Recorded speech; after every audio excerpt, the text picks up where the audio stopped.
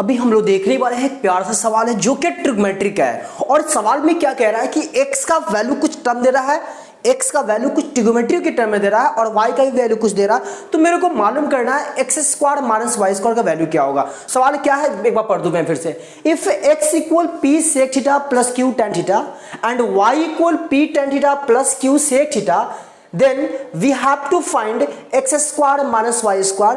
Option पहला है p square plus q square, second option है p square minus q square, third option है p plus q and fourth option है p minus q। इस सवाल का ऑप्शन आंसर क्या होगा हमें इस वीडियो में देखना है। जब गौर फरमाइएगा क्या है। अब आप हमें जरा एक बात बताओ, हमें मालूम करना है X square minus Y square का वैल्यू।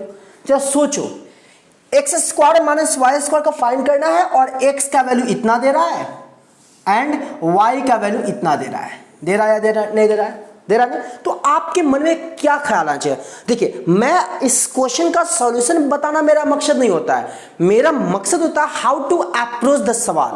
आप सवाल तक कैसे पहुंचोगे, आप आंसर तक कैसे पहुंचोगे, ये बातें मैं इस वीडियो में बताऊंगा। जरा गौर फरमाइएगा। मैंने कहा कि x का value p sec plus q tan है एंड y का value p tan plus q sec है। मेरे को मालूम करना है X square minus Y square का वैल्यू। तो आप हमें जरा बताओ ना भाई, आप खुद समझ रहे हो कि X square minus Y square का सर वैल्यू चाहिए और x का वैल्यू ये है, तो क्यों ना x का वैल्यू ये वैल्यू हम आराम से इस एक्सप्रेशन में पुट कर दूं। तो चलिए पुट करते हैं, p sec theta plus q tan theta और ये पूरे का होल स्क्वायर क्योंकि x का स्क्वायर और x का वैल्यू पूरा है, माइनस वाई स्क्वायर मतलब y का वैल्यू आपका ये है p tan theta plus q sec theta. हाँ या ना। और y स्क्वायर यानी पूरे का y स्क्वायर होगा। क्यों पूरे का स्क्वायर होगा? क्योंकि यहां पे y का वैल्यू ये पूरा है एंड x का वैल्यू ये पूरा है, तो पूरे का तो स्क्वायर लिखेंगे ना।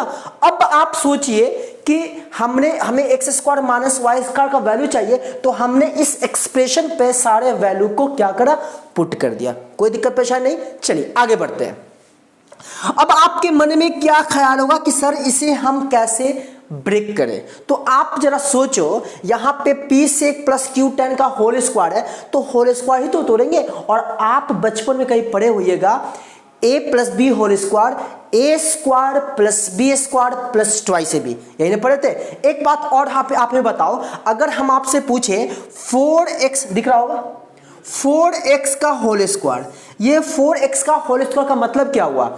इस स्क्वायर का मतलब है 4 का भी स्क्वायर और इसका भी स्क्वायर, तो 4 का स्क्वायर 16 हो जाएगा और x का स्क्वायर क्या होगा, 16x स्क्वायर होगा। हाँ या ना। स्क्वायर का मतलब होता है उसके अंदर जो भी टर्म होगा, कहीं पर भी आप स्क्वायर दे रहे हो, ब्रैकेट के अंदर कोई चीज है और स्क्वायर दे रहे हो, तो ब्रैकेट के अंदर जो भी चीजें होंगी उस सबका स्क्वायर होगा। तो अब आप बताओ a प्लस बी का होल स्क्वायर, ए स्क्वायर, तो ए स्क्वायर का मतलब इतना का स्क्वायर और इतना का स्क्वायर का मतलब क्या हुआ आप बताओ, p का भी स्क्वायर होगा और sec स्क्वायर भी होगा, होगा कि नहीं होगा? तो ए स्क्वायर प्लस बी स्क्वायर, तो बी स्क्वायर का मतलब इस पूरे का स्क्वायर, तो पूरे का स्क्वायर क्या होगा, Q square tan square theta और प्लस 2ab, तो क्या होगा 2pq sec theta into tan theta, sec theta into tan theta. कोई दिक्कत परेशानी नहीं है। A square plus B square plus 2ab, और यहां माइनस है तो माइनस रहने दीजिए और आप ब्रैकेट में ही देकर इसको फिर तोड़िएगा, a प्लस बी का whole square, A square plus B square plus twice ab। तो ए स्क्वायर का मतलब हो गया मेरे को क्या, p square tan square theta आप plus Q square sec square theta और प्लस 2ab मतलब क्या होगा, 2pq sec theta into tan theta. हाँ या ना, उम्मीद है दिख रहा होगा। चलिए, तो 2ab मैंने तोड़ा, इसको भी a प्लस बी का होल स्क्वायर, इसको भी a प्लस बी का होल स्क्वायर। लेकिन बच्चे अक्सर क्या गलती करते हैं कि माइनस जो होता है ना उसका ब्रैकेट दे देते हैं, डायरेक्ट ब्रैकेट हटा देते हैं और तोड़ देते हैं, तो मामला गड़बड़ हो जाए। तो हमेशा याद रखिएगा, जब भी यहां माइनस हो तो इसके बाद वाला टर्म को जब स्प्लिट करो तो कोशिश क्या करो कि ब्रैकेट दे दे। ब्रैकेट देने के बाद मसला क्या होगा कि आप ब्रैकेट जब हटाओगे तो इस माइनस से मल्टीप्लाई होगा। लेकिन बच्चे गलती क्या करते हैं, ये ब्रैकेट यहां माइनस है, ब्रैकेट यहां नहीं दिया, तोड़ दिए, एज इट इज ऐसा लिख दिया, तो क्या सही है? बिल्कुल गलत हो जाएगा, क्योंकि यहां शुरू में माइनस है तो माइनस से मल्टीप्लाई करना होगा। अब बताओ क्या मैं लिख सकता हूं, P square sec square theta plus Q square tan square theta plus 2pq sec theta into tan theta minus, अब इस माइनस से अंदर वाले को जब मल्टीप्लाई करेंगे तो मेरे को क्या आएगा, minus P square tan square theta minus Q square sec square theta और minus 2pq sec theta into tan theta. होगा कि नहीं होगा? हमने माइनस से मल्टीप्लाई कर दिया, कब? जब ब्रैकेट को हमने हटाया। अब बताओ कि अब क्या करने वाले हैं, खुद देखो। P square sec square plus में और यहाँ पे नहीं कटेगा क्योंकि पी स्क्वायर सेक स्क्वायर यहाँ है और इधर माइनस में नहीं है। क्या कटने वाला देख लो, 2q स्क्वायर टेन स्क्वायर है लेकिन यहाँ क्या है, minus P square tan square, नहीं कटेगा। चलो कोई बात नहीं। यहाँ देखिए 2pq सेक टेन और यहाँ भी है माइनस 2pq सेक टेन, तो प्लस माइनस है तो आराम से प्यार से शिद्दत से इसको आप कैंसिल कर सकते हो।